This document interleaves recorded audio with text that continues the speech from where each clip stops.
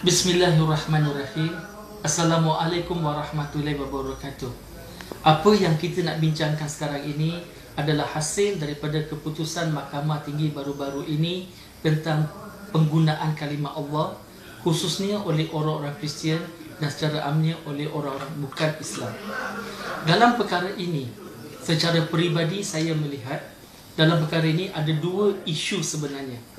Persoalan yang pertama adalah, adakah bukan Islam boleh menggunakan kalimah Allah? Itu adalah persoalan yang pertama. Persoalan yang kedua adalah, adakah wajar perkataan God dalam Bible bahasa Inggeris diterjemah dalam bahasa Melayunya sebagai Allah dan bukannya Tuhan? Jadi ini adalah dua persoalan. Apa yang perlu kita fokus bukan pada persoalan yang pertama. Isu yang sebenar pada saya adalah isu tentang persoalan kedua. Adakah wajar bagi orang-orang Kristian di mana perkataan God di dalam Bible bahasa Inggeris diterjemah dalam bahasa Melayu sebagai Allah dan bukannya Tuhan? Seperti mana yang kita sedia maklum, perkataan God dalam bahasa Inggeris dalam bahasa Melayunya adalah Tuhan. Itu sudah lazim kita ketahui. Tetapi tuntutan daripada segelintir orang-orang Kristian mahu menggunakan kalimah Allah menggantikan perkataan God di dalam bahasa Inggeris.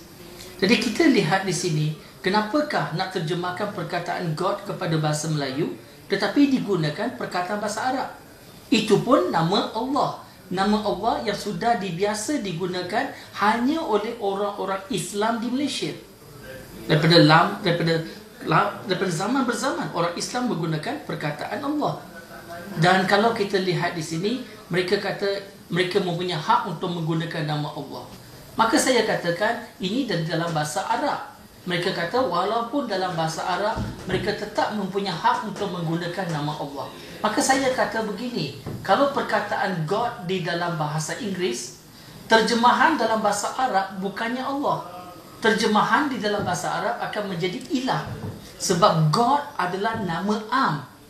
Dan nama am bagi God di dalam bahasa Arab ni adalah ilah. Allah itu nama khas. Kita tidak boleh terjemahkan suatu perkataan nama am diterjemah kepada nama khas. Sebagai contoh, saya adalah seorang lelaki. Lelaki itu adalah nama am. Kita boleh kata lelaki itu pencuri. Sebab bila sebut lelaki, ia boleh jadi mana-mana lelaki.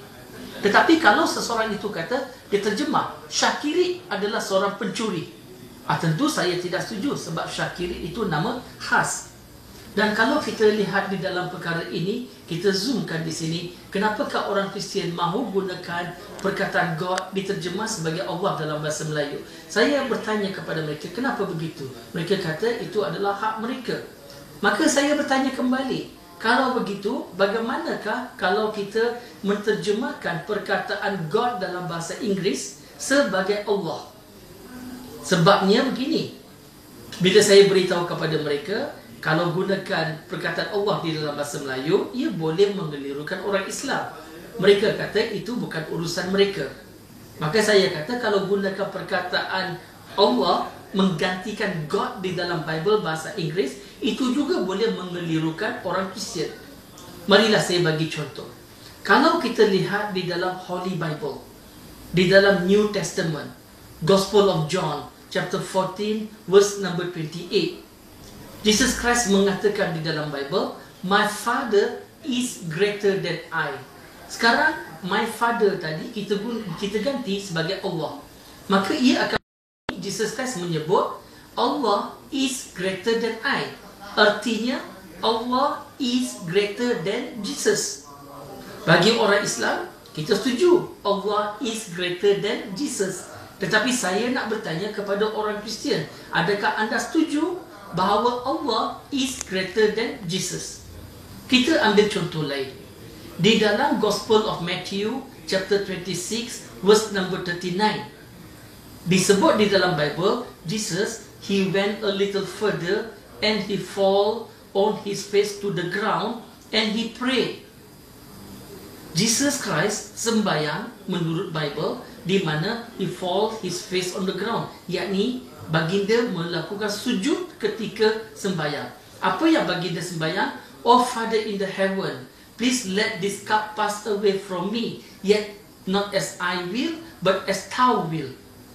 Sekarang kalau kita gantikan my Father tadi menjadi Allah, artinya ialah Jesus pray to Allah. Sebagai orang Islam, kita tak ada masalah bila sebut Jesus pray to Allah.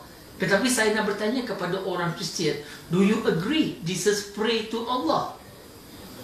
Kalau kita lihat the most important commandment in Christianity, apakah perintah yang paling utama dalam agama Kristian menurut Bible? Gospel of Mark chapter 12 verse 29. Seorang lelaki bertanya kepada Jesus Christ, "Oh Rabbi," Rabbi artinya teacher, guru. "Oh Rabbi, apakah perintah yang paling utama dalam agama kita?" Lalu Jesus Christ menjawab balik, "Shema Israelu, Adonai ilah, Haino Adonai Ahud." Itu dari dalam bahasa Ibrani ataupun Aramaik. Artinya dalam bahasa Inggris, dalam Bible bahasa Inggris diterjemahkan, "Hear, O Israel, the Lord, our God, the Lord is one." Inilah the most important commandment. Sekarang kita ganti perkataan God menjadi Allah. Maka Jesus Christ mengatakan, the most important commandment is, "Hear, O Israel, the Lord, our Allah, the Lord is one." Jesus Christ kata Tuhan itu satu, bukannya tiga dalam satu, seperti mana yang biasa dipahami. So Jesus Christ mengatakan God is one, Allah is one. Dan pada kita orang Islam memang tak ada masalah bila mengatakan Allah is the one and the only God. Orang Kristian tidak percaya kepada tiga Tuhan. Kalau kita bertanya kepada orang Kristian, awak percaya berapa Tuhan? Dia akan kata dia percaya kepada satu Tuhan. Sekarang kalau orang Kristian mahu gunakan nama Tuhan mereka sebagai Allah, maka saya akan bertanya kepada mereka, how many gods do you worship in Christianity? Dia kata one God. And the name of this God should be Allah, right? Dia kata yes, sebab dia nak pakai nama Allah. Maka Allah is the name of this one God. Artinya tidak ada Tuhan selain dari Allah. Dalam bahasa Inggeris saya akan minta dia tolong cakap, there are no other gods beside Allah. Ataupun di dalam bahasa Melayu saya akan minta mereka kata, tidak ada Tuhan melainkan Allah. Setuju tak? Di dalam bahasa Arabnya kalau kita terjemahkan, ia akan berbunyi La ilaha illallah. Maka saya ucapkan syabas kepada orang Kristian, kerana anda telah pun menyebut kalimah syahadah, tetapi baru separuh saja. Anda baru sebut La ilaha illallah. Sekarang marilah sebut penuh Muhammadah Rasulullah. Jadi saya nak bertanya kepada orang Kristian, do you agree to say there are no other gods beside Allah? Tidak ada Tuhan melainkan Allah. Adakah anda setuju? Rata-rata bila saya bertanya kepada orang Kristian, menggunakan perkataan God dalam bahasa Inggeris diterjemah sebagai Allah, mereka tidak mahu.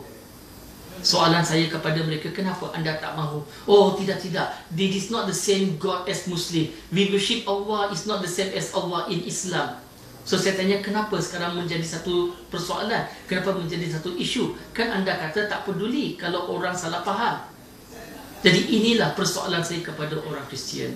Kalau anda nak menyampaikan mesej atau risalah agama anda, sampaikanlah secara jujur. Janganlah ada muslihat. Saya pun menyampaikan risalah tentang agama saya. But please, let us convey the message of our religion, but not in a deceitful manner. Let us be frank and honest when we convey the message of our religion. God willing. Terima kasih. Assalamualaikum warahmatullahi wabarakatuh.